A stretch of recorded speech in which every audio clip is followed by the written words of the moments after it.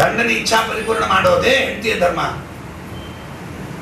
ಆ ಗಂಡನಿಗೆ ಧರ್ಮಗಳು ಅವ್ರಿಗೆ ಸೇರಿತ್ತು. ಅದಕ್ಕೇನೆ ಹೆಂಡತಿಗೆ ಗಂಡನ ಪಾಪ ಹೆಂಡತಿಗೆ ಬರೋದಿಲ್ಲ ಅಂತ ಹೇಳಿದ್ದು. ಇಲ್ಲದೆ ಹೋದ್ರೆ ನನ್ನ ಪಾಪ ಬರ್ತದೆ, ಅದರಿಂದ ನನಗೇನು ಮಾಡೋದಿಲ್ಲ ಅಂತಿದ್ಲು ಅವಳು. ಅದರಿಂದ ಪಾತಿವ್ರತ್ಯ ಧರ್ಮವೇ ಪ್ರಧಾನ. ಅದನ್ನೇ ಅವಳು ಮಾಡಿದ್ಲು. ಅದೇ ಹೆಚ್ಚಿಂದಾಯ್ತು.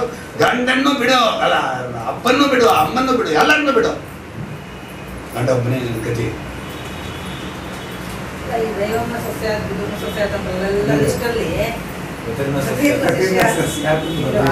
ಅದು ಬೇರೆ ವಿಷಯ. ಅಲ್ಲಲ್ಲ, ಒಂದೊಂದು ಸಮಾಚಾರ ಬಂದಾಗ ಒಂದೊಂದು ವಿಷಯ ತಗೊಳ್ಬೇಕು. ಕಾಮನ್ ಆಗಿ ಪತ್ರಿನ ಸಸ್ಯಾತ್ಲು ಅಂತಲೂ ಇದೆ. ಅದು ವೈಷ್ಣವತ್ವಕ್ಕೆ ವಿರೋಧಿ ಆದ. ಇದೀಗ ವೈಷ್ಣವತ್ವ ಏಕಾದಶಿ ದಿವಸ ವೈಷ್ಣವತ್ವಕ್ಕೆ ವಿರೋಧಿ ಅಲ್ಲ. ಇವೆಲ್ಲ ಅನಾಚಾರಗಳು, ದುರಾಚಾರಗಳು ಅಷ್ಟೇ. ವೈಷ್ಣವತ್ವ ಎಂಬುದು ಒಂದು ಪ್ರತ್ಯೇಕ ಧರ್ಮ, ಅದು ಅಂತರಂಗ ಧರ್ಮ. ವಿಷ್ಣು ದ್ವೇಷ ಮುಂತಾದವುಗಳಲ್ಲಿ ಪರಿಸಾನ ಆಗುವಂಥದ್ದು ಅವರಿಗೆ ಮಾತ್ರ. ಅದು ಹಿಂದೆ ಆದರೆ ಅನಿವಾರ್ಯವಾಗಿ ಮಾಡ್ತಿರೋದು ಅಂತ ಗಂಡನ ಪಡೆದಿದ್ದೀವಿ ಎಂಬುದು ದುಃಖ, ಅದ್ರ ವಿಷಯ ಬೇರೆ. ಅಂತೂ ಅವನ ವಿರುದ್ಧವಾಗಿ ನಡ್ಕೊಳ್ಳೋ ಹಾಗಿಲ್ಲ. ಇಷ್ಟೇ ಅವಳ ಪಾತಿವ್ರತ್ಯದ ಧರ್ಮ. ಇಷ್ಟಾಗಿ ನಾನು ಸಾಕ್ಷಾತ್ ಮರುದ್ರ ಶುದ್ಧ ವೈಷ್ಣವ, ಪರಮಾತ್ಮ ನಮಸ್ಕಾರ ಮಾಡ್ತಾ ಇರ್ತೀನಿ, ಯಾವಾಗಲೂ ಧ್ಯಾನ ಮಾಡ್ತಾ ಇರ್ತೀನಿ. ನನ್ನನ್ನು ದ್ರೋಹ ಮಾಡಿದಂಥ ನಿಮ್ಮ ಅಪ್ಪ, ನನ್ನನ್ನು ದ್ವೇಷ ಮಾಡಿದಂಥ ಅಪ್ಪನನ್ನ ಕಿತ್ತೊಗೆ ಅಂತಿದ್ದಾರೆ. ದೇಹ ಕೃತ ದಕ್ಷ.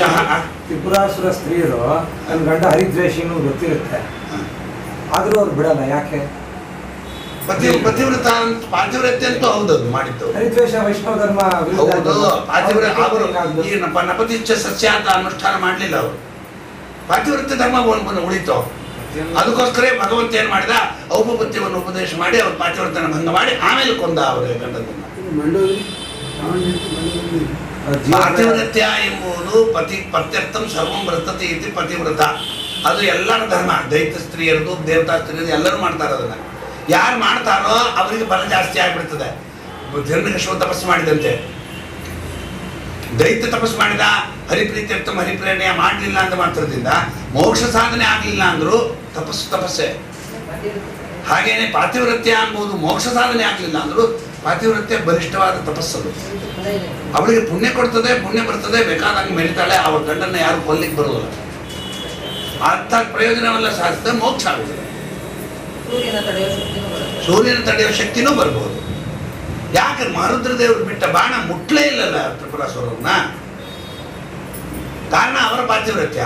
ಅದನ್ನು ಹೋಗಿ ಕೇಳ್ಕೊಂಡ್ರು. ಸರಿ, ನಾ ಬರ್ತೀನಿ ಅಂದ ಭಗವಂತ. 9ನೇ ಅವತಾರ ತಾಳ್ಕೊಂಡು ಹೋಗಿ ಅವ್ರನ್ನೆಲ್ಲ ಧ್ವಂಸ ಮಾಡಿ ಅವರಿಗೆ ಉಪಬುದ್ಧಿಯನ್ನು ಉಪದೇಶ ಮಾಡಿ ಆನಂತರ ಪಾತಿವ್ರತ್ಯ ನಾಶ ಆದ ಮೇಲೆ ಇವರು ಬಾಣ ತಗಲಿತು. ಪಾತಿವ್ರತ್ಯ ಎಂಬುದು ಯಾರಲ್ಲಿ ಬೇಕಾದ್ರೂ ಇರಬೇಕು. ಅವರು ವೈಷ್ಣವತ್ವ ಸಮೇತವಾಗಿದ್ರು ಮೋಕ್ಷ ಆಗ್ತದೆ ಅದೇ ಪಾತಿವ್ರತ್ಯದಿಂದ.